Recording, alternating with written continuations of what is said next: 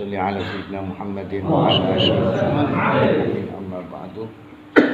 Alhamdulillah sampun diwaos nika kalih Ustaz Mustaqim. Napa 251 sampai maqalah 255 kelawan syarah Al-Hikam. Mugi-mugi napa sing disampaikan Ustaz Mustaqim menika betul manfaat dunia wal akhirah. Samangke kula ingin mengulas kembali pembahasan niku wau kersane lan mugi-mugi Gusti Allah maringi kepahaman dan akan meningkatkan keyakinan kita kepada Allah Subhanahu wa taala. Bismillahirrahmanirrahim. Laisal mutawadhi'ul ladzi idza tawaddu'a ra'a annahu fawqa ma sana'a walakinnal mutawadhi'a idza tawaddu'a ra'a annahu duna ma sana'a. Bukan orang yang tawaduk niku seorang yang bila bertawaduk lalu merasa bahwa ia telah mengalah, merendahkan dirinya. Tetapi orang tawaduk ialah yang bila berbuat sesuatu merasa dirinya belum layak mendapatkan kedudukan itu. Jadi maqalah 251 menika Syekh Ibnu Athaillah menjelaskan membahas tentang tawaduk. Terus Syekh Ibnu Athaillah sak temene wong tawaduk iku duduk krana tiyang iku ngalah. Dilokno wong kaya meneng. Kemudian direndahkan orang juga dia itu sabar atau tidak marah. Bukan itu. Sak temene wong tawaduk niku lek dikei kedudukan napa mawon awake ngrasa gampang. Misale imam masjid, imam mushola, imam apa mawon awake dikengken imam. Iku ngrasa awake gak pantes. Ketika melakukan ibadah seperti imam luar atau pemimpin napa mawon atau satu kedudukan bentuk napa mawon, jika jabatan misalnya ustaz, kiai atau gus dan sebagainya, piyambak niku merasa tidak pantas menerima kedudukan. Iku sing sak temene wong tawaduk. Lah zaman sak mangkin nek kula tingali yang disampaikan wong iku malah rebutan sing kepengin diceluk kiai, rebutan sing kepengin diceluk ustaz dan sebagainya. Rebutan jabatan niku. Berarti ya sing rebut jabatan malah duduk golongane wong tawaduk. Dadi wong ahli tawaduk betul-betul iku duduk krana direndahna wong meneng. Dan dia tidak merasa dirinya tawaduk.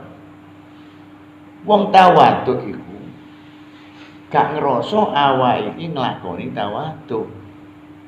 Dan dia enggan menerima jabatan-jabatan apapun yang bersifat kedudukan, ngerasa awake iki gak pantes nerima kedudukan. Iku asline wong tawaduk. Kemudian sebagai seorang salik, apa bisa ngelampaui kados ngoten? Kenapa wong diaran tawaduk kok sampai menolak atau merasa gak pantas bahwa dirinya menerima jabatan itu?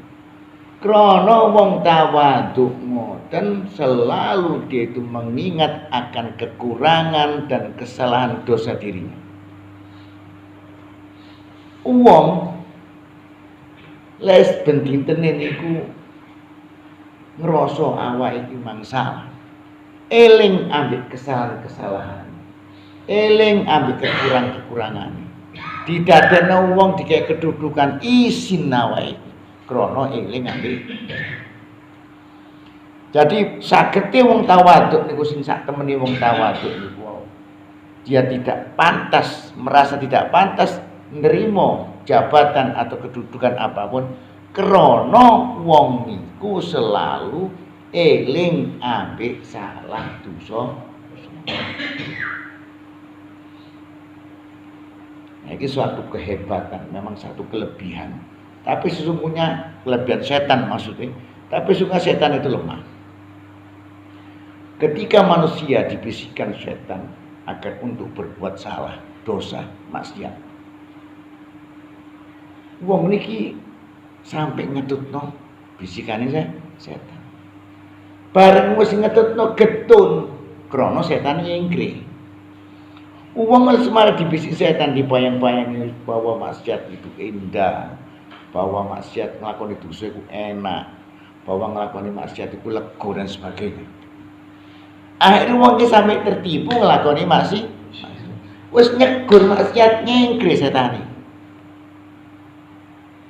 Akhirnya jiwa asli manusia itu muncul. Napa niku? Getun. Akhirnya setan sitoke mlebu. Lewat setan sing bagian ngongkon maksiat mang berhasil, mari ngono nyengkri guyu-guyu sing iki getun, setan sitoke teko mah. Setan bagian ngeblesno rasa penyesalan. Maksudnya ya napa ngeten? Wong iku wis getun. Mari ngono wong ya Allah, kula salah sampean ya Allah. Diblesno ambek setan iki mang. Setan situ, ya napa ngeblesake? Diwarane. Wis gak kira ketrimo amal ibadah. Dosamu iku gedhe. Wis percuma kon sembahyang. Wis percuma kon wiridan. Tambah getun apa mboten? Tambah getun. Wis notok getune ana mana setan? Nyingkre teko mana? Bisi mana? Apa bisa? Percuma kon urip bunuh diri wae. Yakni berputus asa dari rahmat. Lego tipu daya setan. Waktu niku mungkin Allah Subhanahu wa taala masih menyelamatkan kita. Gak sampai nglakoni bunuh diri. Tapi seharusnya perbuatan-perbuatan sing nggawa getun teman-teman getun mang dadi yo iling-ilingi awake dhewe. Ketika kita sudah bertobat mendekatkan diri kepada Allah Subhanahu wa taala. Eling terus sampai salah. Eling terus. Lewat eling terus sampai awake. Dia akan selalu merendahkan diri. Artinya selalu bertawa. Gak iso sombong kate gaya yo. Aku wis elek. Ilinge ku elek tok nang. Kate bangga tekan ndi? Walaupun dia sudah menjadi seorang ustadz dan pantas dipanggil ustadz untuk orang lain yang melihatnya. Walaupun dia sudah berilmu dan diketahui bahwa dia itu memang berilmu. Tapi ketika orang yang berilmu selalu ingat kepada kesalahan dan dosanya, gak iso sombong teko ilmu. Apa maksudnya? Makanya dia ngerasa gak pantas lah menerima kedudukan atau jabatan apa. Iku ngono tak temen-temen wong tawa. Kemudian makalah selanjutnya, al-mutawaddi'ul haqiqiyu huwa ma kana nasyi'an an syuhudi 'azamatihi wa tajalli sifatihi. Hakikat tawaddu yang sesungguhnya ialah yang timbul karena melihat memperhatikan kebesaran Allah dan terbukti sifat-sifat Allah dan terbukanya sifat-sifat Allah. Tawadhu dalam pendapat ahli tauhid adalah kesombongan. Sebab siapa yang merasa dirinya ada kemuliaan dan kedudukan, maka perasaan yang demikian itu sebagai kesombongan. Makalah 252.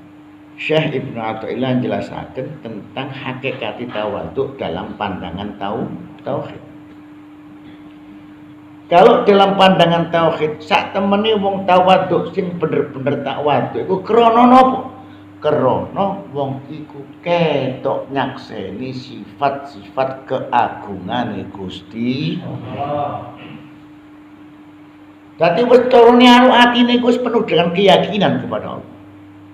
Yakin tok atine nang Gusti Allah. Wis dipenuhi dengan keyakinan. Ketok bahwa Allah ini benar-benar Maha Agung. Ketok yakin, yang dimaksud melihat di sini menyaksikan Allah dalam bentuk pandangan mata hati. Duduk motor itu, motor ini gak mampu melihat Allah Subhanahu wa taala. Hati ini yakin. Dengan keyakinan yang kuat, akhirnya membuahkan satu rasa ketakutan, rasa kerendahan dirinya kepada Allah Subhanahu wa taala. Yakin Allah itu Maha Besar, yakin Allah itu Maha Suci, dan yakin dirinya ini sangat kotor sekali. Ketika melihat kesempurnaan Allah yang seperti itu, pasti wong iki tawadhu. Jadi tawadhu itu liwati loro. Liwat nisor ngilingi kesalahane awak dhewe. Ngweruhi ngilingi terus kemaksiatan dosa-dosa dhewe. Sing nomor loro iso tawadhu krana ketok kesucian, keagungan dan kebesaran Allah Subhanahu wa taala. Kayak ngeten. Ini secara psikiater, kejiwaan itu ngeten. Menungso gelok awak iki nusewu, gelok awak iki mungkin gede. Nggih. Wedhi dempal misalnya. Kalau saya tadi ngeten lho. Ketika dia melihat ke atas, geloklah langit. Ngerasa awake cilik apa? Ngerasa cilik ta apa? Lek wong iki bener-bener ketok langit lan meyakini langit iku gede. Ngerasa rendah ta apa? Iku secara otomatis. Secara otomatis. Wong syariat, wong hakikat, wong thariqat, wong makrifat. Wis diprogram ambek Allah, dikei rasa lek wong mang cilik. Lek wong mang rasa gede, ketika ketok langit sing luwih gede luwih. Wong iki mang rasa cilik. Kan ngoten iki. Seperti hanya hamba-hamba Allah, manusia-manusia. Ketika orang itu melihat akan keagungan Allah, melihat akan kesucian Allah, melihat akan kebesaran Allah, karena keyakinan dalam hatinya begitu kuat dan menguasai, ada nur cahaya yang nampak, melihat sifat-sifat Allah yang tajal, jelas, neteng, ketok, maka otomatis wong iki mang dadi tawadhu dalam arti merendahkan diri. Hati loro iku mang tok kon sing tawadhu. Duduk ngrasa awake tawadhu. Tapi loro iku mang sitok menisor, sitok mendu.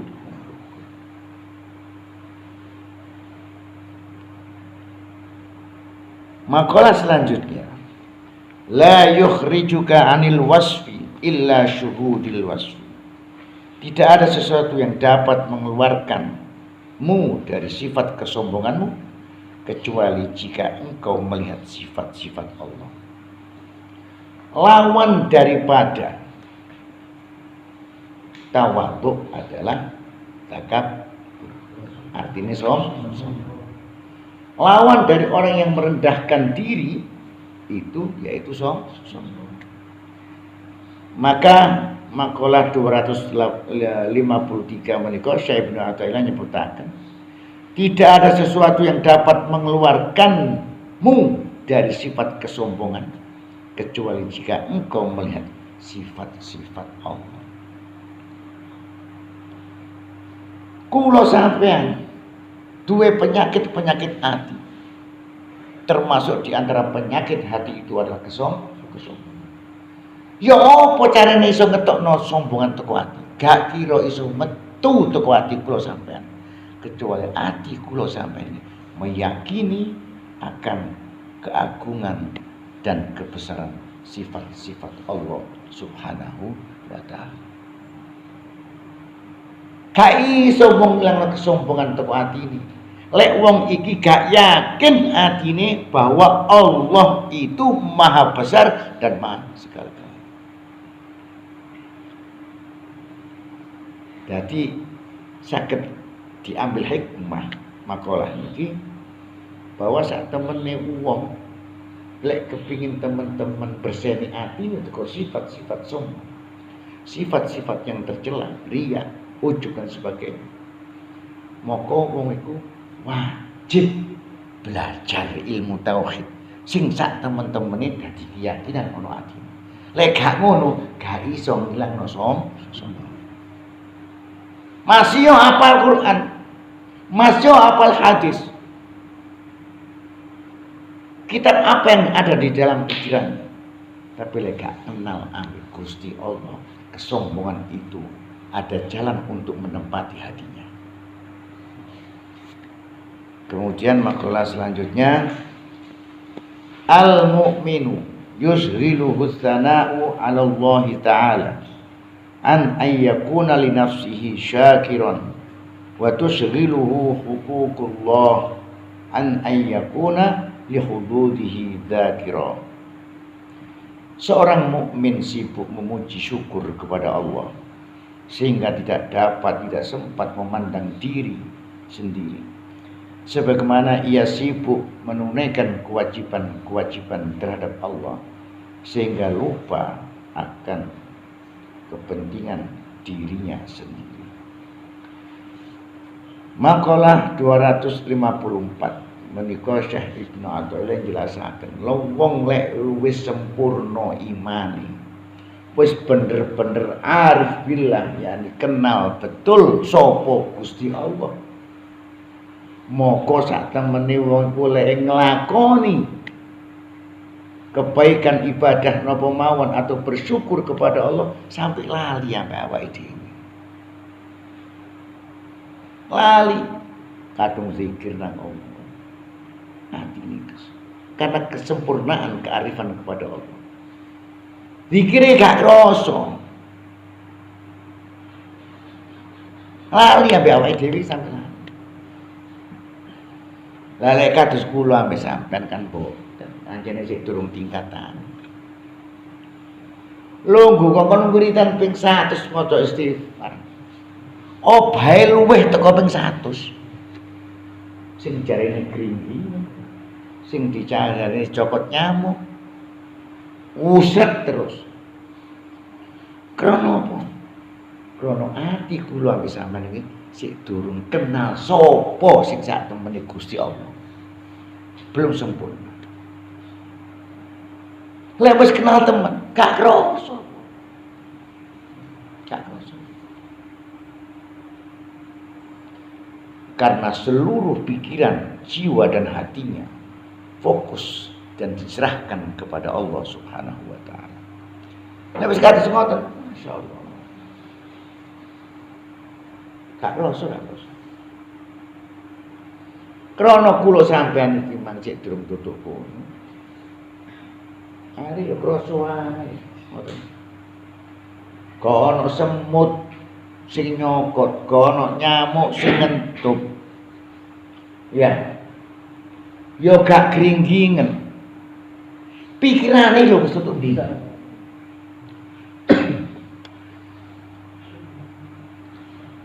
Maka caranya bagaimana? Disebutkan tadi oleh Syekh Ibnu Athaillah. Wong sak temene mukmin lek muji Gusti Allah, syukur nang Gusti Allah. Iku sampai lali ambek awake dhewe. Iku karena apa? Karena hatinya sudah sempurna dalam memandang, mengenal Allah Subhanahu wa taala. Kuncinya berarti harus ilmu tauhid, mengenal Allah Subhanahu wa taala. Bukan hanya mengenal, tapi meyakini seyakin-yakin. Nah, soalnya sampai lek kula warai pasti kenal. Sapa sing gawe rezeki? Sapa sing gawe rezeki? Allah. Sampeyan yakin rezeki ku dijamin? Tapi kok gelisah ketika rezeki ku tidak ada. Kok gak percaya oleh Allah sing jamin. Apa Allah kita ugoro? Kok gelisah? Lho sampean padahal kenal lek Gusti Allah ini yang memberi rezeki. Tapi kaya kok yakin wa may yattaqillah yaj'al makhraja. Sapa sing takwa teman-teman nang Gusti Allah bakal dikei jalan keluar dari segala kesulitan. Wa yarzuqu min haitsu la yahtasib. Lan dikei rezeki ambek Gusti Allah dalane sing gak disangka-sangka. Krana ya kalau weruh aku sing rezeki Gusti Allah gak yakin. Weruh tapi gak ya, maka tingkatkan dalam mempelajari ilmu tauhid, terus kita kaji dan kita mohon kepada Allah agar supaya mendapatkan tingkatan keyakinan sampai sempurna, insyaallah. Kemudian makalah 255. Laisal muhibbu alladhi yarju min mahbubihi iwadan aw yatlubu minhu gharadan fa innal muhibba man yabdulu laka laisal muhibbu man tabdululah. Bukan yang mencintai itu yang meminta apa-apa dari yang dicintai, tetapi sesungguhnya orang yang cinta kasih itu yang berkorban untukmu, bukan yang engkau memberi apa-apa padanya. Makalah 255. Engkang pertama wau makalah 252, 253, 254 itu dianjurkan, diarahkan, diperintahkan bahwa wong lek kepengin bener-bener oleh wong hakikat tawadhu secara nafsian, wong iku gak gelem jika kedudukan krana ngrasa awake gak pantes. Kan ngoten nggih. Apa kok ngrasa gak pantes? Krana awake selalu ingat pada kesalahan dan dosa. Nomor loro, wong lek kepengin betul-betul dia itu bertauhid kepada Allah, bertawadhu kepada Allah. Secara pandangan tauhid, dia harus mengenal keagungan Allah, sifat-sifat agung Gusti. Oh, Allah ini Maha Perkasa. Wedi napa boten wong ngeru. Lek sampean kula kasih deluwet. Wedi. Oh, Allah ini Maha Besar. Kita takut. Ya kan? Akhirnya apa? Di situ akan bisa engkau merasakan benar-benar yang namanya tawadhu dalam pandangan Sekarang yang makalah 255 ini, itu kalau kita urut bahwa yang pertama bin nafsi itu rojak namanya. Kalau tingkatan keyakinan rojak, dia kembali kepada Allah, mengakui kesalahan-kesalahannya, dosa-dosanya. Rojak kembali kepada jalan yang benar. Sing biyene gak eling, sing biyene nun sewu bekedut, saiki mulai sadar. Itu namanya rojak kembali kepada Allah. Ada dia selalu ingat kepada kesalahan-kesalahannya dan menyebabkan pengakuan itu menjadi dia tawadhu bin nafsiyah, secara nafsi. Bareng ngono ada khauf. Tingkatan teko rojak mungkin khauf. Rasa takut kepada Allah. Dan dari rasa takut itu dikarenakan apa? Dikarenakan dia melihat keagungan kebesaran Allah Subhanahu wa taala. Teko ndelok keagungan kebesarannya Allah, saking wedine nemen wedine sampai tawadhu, nemen merendahkan diri di hadapan. Ana ngoten nggih. Khauf nomor loro tingkatane khauf. Sing nomor telu hubbun, cinta kepada Allah Subhanahu wa taala. Ini makalah sing saniki iki dibahas. Lek pertama wong kaya balik nang Gusti Allah rojak, ngilingi kesalahan-kesalahan, ngilingi dosa-dosane, ngilingi semua kekurangan diri. Rojak namanya. Tingkatan kedua khauf, takut kepada Allah Subhanahu wa taala karena melihat keagungan Allah Subhanahu wa taala. Lek itu khauf menginjak kepada hub, cinta kepada Allah Subhanahu wa taala. Jadi cinta. Dijelasno ambek Syekh. Lek kon bener-bener cinta nang Allah Subhanahu wa taala, kamu tidak akan pernah mengharap apa-apa. Wis cinta, gak kira kono mengharapkan apa-apa dari Allah Subhanahu wa taala. Walaupun memang Allah itu tempat pengharapan dan kebutuhan kita. Apa gak mengharap apa-apa? Karena mereka sudah meyakini Allah pasti akan memberikan, menutupi semua kebutuhan kita. Jadi ibadah iku masuk gak kepingin dek iku mlebu surga. Wis yakin le Allah iki bakal le ibadah teman dilebokno surga. Lan aku yakin le ibadah teman bakal didono teko neraka. Wis aku penting cinta nang Allah sehingga dia melakukan ibadah-ibadah ini benar-benar ikhlas karena cinta kepada Allah. Soalnya melakukan sesuatu agar ikhlas itu harus cinta. Kuncinya harus cinta. Lek cinta. Contoh. Ini contoh bukan hakul adam ila hakullah, tapi hakul adam alal adam. Contoh hubungannya menungso yo ambek menungso, dudu hubungannya menungso ambek Gusti. Contohnya nggak? Seorang tua, yang mana orang tua sangat cinta kepada anaknya. Sayang, Pak, tukono dulinan di tukono.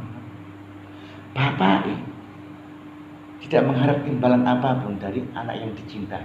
Nggih napa? Pak, kula tumbasaken iki. Di tukono berkorban. Dia sedikit pun tidak mengharapkan apa-apa dari apa yang diminta yang kepada yang dicintai. Ikhlas bapak iki nak.